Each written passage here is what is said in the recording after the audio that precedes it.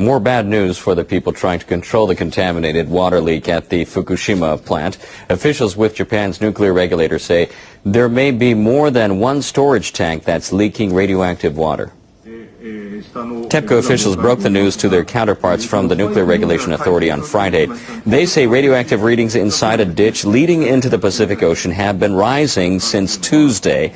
They say workers have found higher concentrations of strontium and other beta ray emitting substances in water samples taken from the ditch. NRA Commissioner Toyoshi Fuketa says the ditch may have collected more spilled radioactive materials as a result of rainfall. But he also suggested that more than one tank may be leaking. He told the TEPCO managers to start monitoring the tanks more closely. Workers at TEPCO have also reported a plunge in levels of chlorine and radioactive materials inside a utility tunnel after work began to pump out densely contaminated water. NRA officials say the readings probably dropped when low chlorine groundwater flowed into the tunnel. They say this could mean tainted water from the tunnel seeped into the soil and mixed with groundwater. The people in charge of Japan's crippled nuclear plants say they're facing their worst crisis since the triple meltdown at the facility. Every day, hundreds of tons of water accumulate inside Fukushima Daiichi. Hundreds more are believed to be seeping into the ocean after becoming contaminated with radioactive particles. In this edition of Nuclear Watch, we're looking at the latest on the effort to bring the situation back under control. Workers at Fukushima Daiichi have struggled to stop radiation from escaping into the environment ever since the 2011 earthquake and tsunami wrecked the facility. One of the main sources of contamination is the groundwater that flows from the mountains into the nuclear plant. Government officials used Tokyo Electric Power Company data to estimate the extent of the problem. They said approximately 300 tons of water was filtering through the site until early this month, becoming laced with radioactive materials and then seeping into the sea. Another factor is the ever-increasing amount of water accumulating inside damaged infrastructure. Once it makes its way into reactor buildings, it mixes with radioactive isotopes. For months, TEPCO workers have been pumping up 400 tons of water every day and storing it in tanks on site. TEPCO officials say they have about 1,000 tanks containing almost 340,000 tons of water. They say they're at nearly 90% capacity. Last week, workers detected a major leak in one of those tanks. About 300 tons of water escaped, releasing several quadrillion becquerels of radioactive particles. It was the worst single leak since the immediate aftermath of the 2011 accident. There have been 4 instances of leakage from these tanks in the past, but the latest is the largest to date. NHK World's Kenichiro Okamoto has been covering the recent leaks at Fukushima Daiichi. He tells us why the situation is so serious. Inspectors measured radiation levels around the storage tank that leaked. They detected up to 100 millisieverts per hour. A worker exposed to these levels would reach his annual exposure limit in just 30 minutes. Nuclear regulators rated this single leak a level 3 incident on an international scale that classifies nuclear events. Plant managers still don't know the exact cause, but experts question the design of this type of storage tank. They're made of steel plates, bolted together, rather than welded. A resin sealant is supposed to prevent contaminated water from seeping out. Some experts say this is the tank's main weakness. There are about 300 of them on site.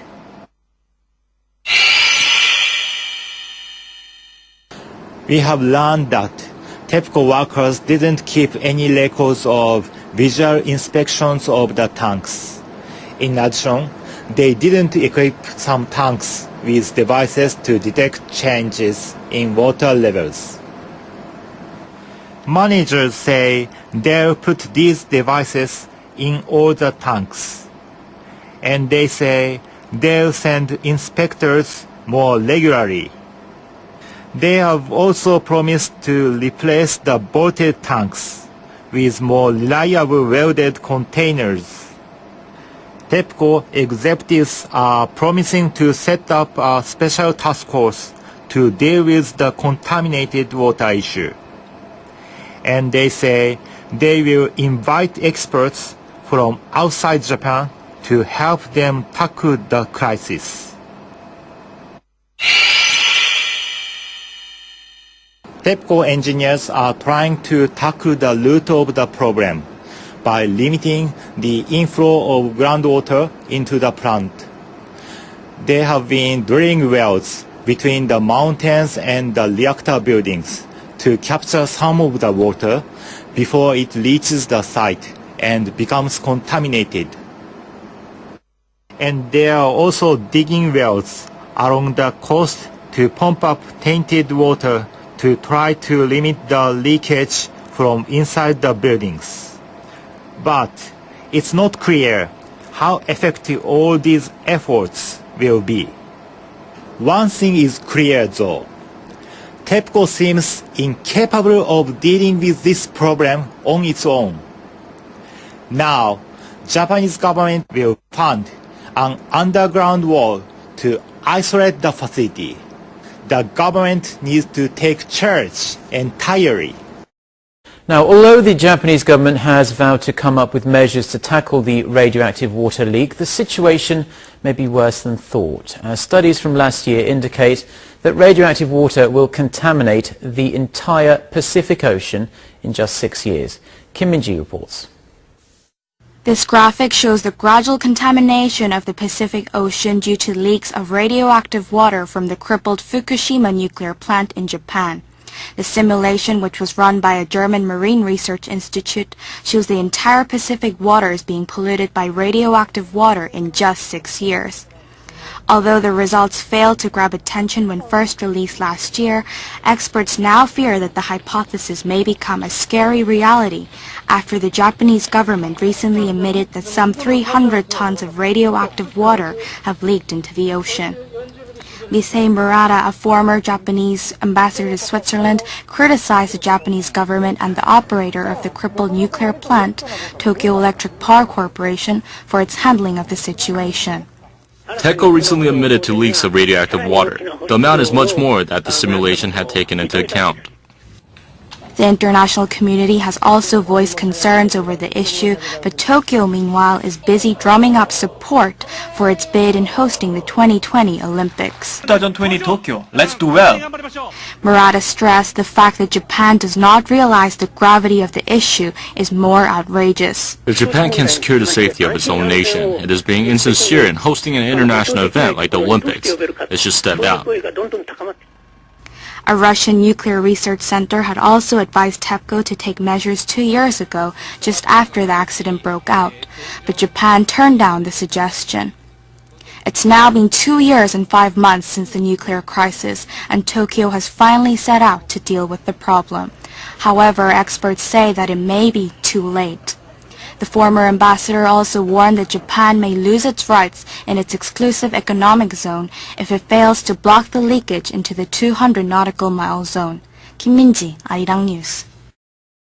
To Japan, where the Fukushima nuclear disaster is entering one of the most critical phases of its cleanup, and some would say a very frightening phase.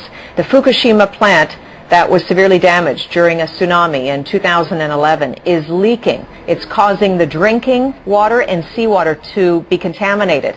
There's over 300 tons of contaminated water believed to be pouring out into the ocean each day. Professor, what is happening right now at this nuclear site? Some are saying it is the most dangerous phase since that reactor melted down. Is what's happening now more precarious than the explosion, the meltdown itself? Well, I wouldn't say that it's more precarious during the month of March when, the country was nearly cut in half. However, from November of this year, they are going to start trying to remove the spent fuel rods from above reactor number 4. And given the current circumstances, the flow of water that you mentioned and so forth, that's weakening the facility and could lead to, a very dangerous crisis. Mm-hmm. What's actually happening with, I guess, these rods that are on site? They're being moved, trying to contain them, or can you take us through some of that? Well, the rods,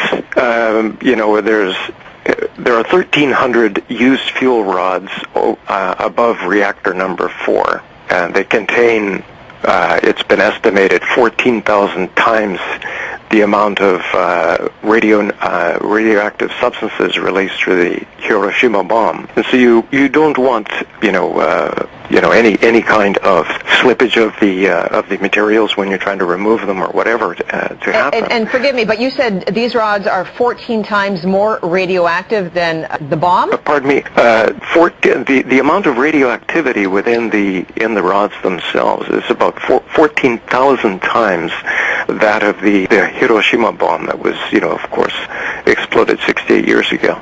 So the issue is you've got these rods above reactor number 4, and you've got this water problem. It's softening the earth underneath the facilities, and making it increasingly difficult to do an already challenging job of removing these fuel rods. All right.